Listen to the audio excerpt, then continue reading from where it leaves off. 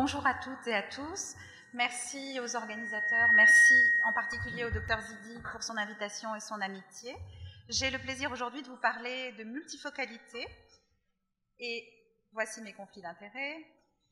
En matière de presbytie et de correction chirurgicale de la presbytie, Barbara vous en a parlé, nous avons plusieurs options. Et j'aimerais tout d'abord vous rappeler l'origine du mot presbytie. Ça vient du grec presbytéros, qui veut dire ancien ou aîné. C'est le défaut réfractif le plus fréquent et qui consiste en une perte progressive de nos capacités d'accommodation. La correction de la chirurgie est donc un enjeu majeur à l'heure actuelle. Elle correspond à une demande importante avec des attentes assez différentes des unes des autres en fonction des patients à qui on s'adresse.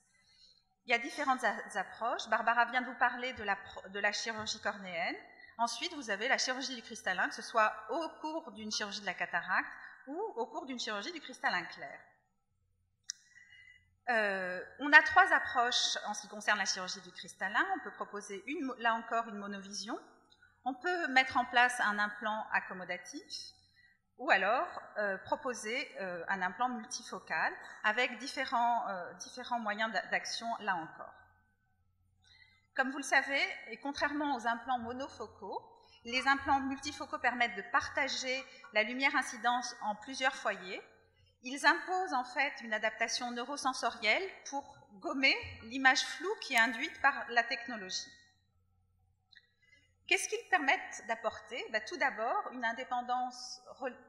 bonne indépendance vis-à-vis des lunettes, ça toutes les études le démontrent. Les performances visuelles sont également bonnes en réalité, en fonction de l'implant qu'on choisit. Si par exemple vous utilisez un implant bifocal, vous allez avoir une bonne vision de loin, une bonne vision de près. Le hic vient, et c'est sans doute exagéré parce que quand on relit les études, ils ne sont pas si nombreux que ça, c'est les effets secondaires qu'on peut observer avec ces implants, ces phénomènes parasites d'ordre optique, avec au premier rang desquels on observe les halos, mais ça peut être aussi un brouillard visuel, ça peut être des phénomènes d'éblouissement. Ces phénomènes parasites sont de temps en temps tellement invalidants qu'on peut être amené à explanter les patients qui ont été équipés en multifocal. Comme vous pouvez le voir là encore, les possibilités de correction se sont nettement étayées avec le temps, la technologie s'est nettement améliorée. Les progrès récents incluent la sphéricité des optiques, la possibilité de corriger un astigmatisme dans le même temps, et c'est un petit peu l'objet de cette communication, les implants qui sont peut-être moins ambitieux en termes d'addition, avec une addition intermédiaire de l'ordre de plus 1,50, pour privilégier la vision intermédiaire et éviter, autant que faire se peut, justement, les effets parasites dont je viens de vous parler. Et alors, si on zoomait sur la vision intermédiaire, je voulais vous présenter, si vous ne le connaissez pas déjà, le Symfony, qui est un implant de la plateforme Technis d'AMO, dont le principe de la multifocalité repose sur l'utilisation d'une échelette achromatique diffractive qui rallonge la focale et qui permet d'avoir une très bonne vision de loin et une bonne vision intermédiaire. Les résultats, là je vous ai illustré les résultats d'une étude multicentrique qui est parue il n'y a pas très longtemps, permet une bonne indépendance vis-à-vis des lunettes, que ce soit en vision de loin, en vision intermédiaire, mais également dans une certaine mesure en vision de près pour un patient sur deux. Et c'est notamment vrai quand on s'amuse à jouer un petit peu sur l'œil dominé en vision de loin et proposer une micro-bascule. Les symptômes visuels sont quasi absents en fait, moins d'un patient sur 10 se plaint de ces phénomènes. Et les patients, globalement, sont très satisfaits de leur vision, en vision de loin, en vision intermédiaire, dans une moindre mesure en vision de près, mais la satisfaction n'est pas complètement exclue, même en vision de près. Il y a un autre implant sur lequel Barbara a beaucoup travaillé, c'est le M+ Confort, qui, là, est un implant acrylique hydrophile à revêtement de surface hydrophobe. Il s'agit d'un implant multifocal réfractive avec une addition intermédiaire sur une zone sectorielle antérieure. Il donne une excellente vision de loin qui est comparée à celle que peut donner un implant monofocal et une bonne vision intermédiaire. La sensibilité au contraste et la vision crépusculaire s'en trouvent améliorées par rapport aux multifocaux classiques et la profondeur de champ optimisée. Là, je vous ai mis une courbe de défocalisation sur une étude qui s'intéressait à Saint-Implant et qui démontre, là encore, que la vision de loin, la vision intermédiaire sont au rendez-vous et sont plutôt confortables. Maintenant, si on élargit le champ de réflexion quant aux indications des implants multifocaux, comment peut-on améliorer nos résultats et la satisfaction de nos patients, puisque c'est ce qu'on recherche finalement?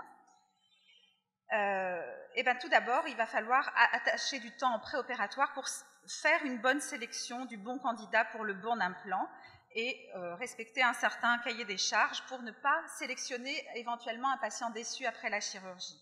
On va prendre quelques précautions, éviter les sujets très jeunes, les grands myopes,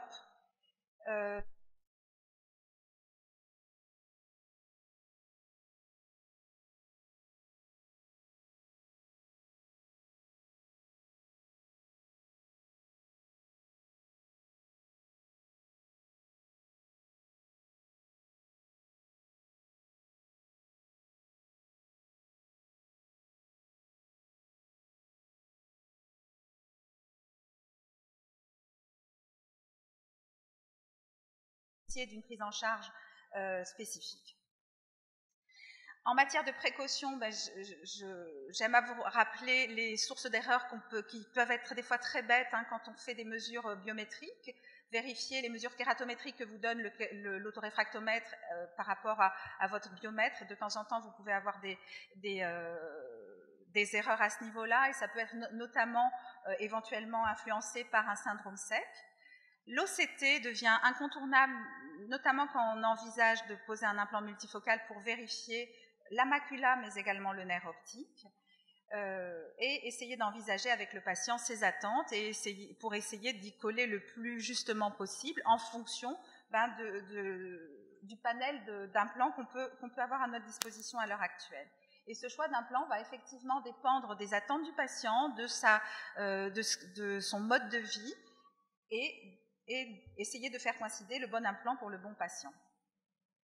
En matière de précaution péropératoire, il est clair qu'il faut éviter les chirurgies qui se sont compliquées et proposer ce type d'implant si la chirurgie a été propre et belle, avec notamment une incision correcte, non astigmatogène, un capsulorhexis centré calibré et la capsule intacte.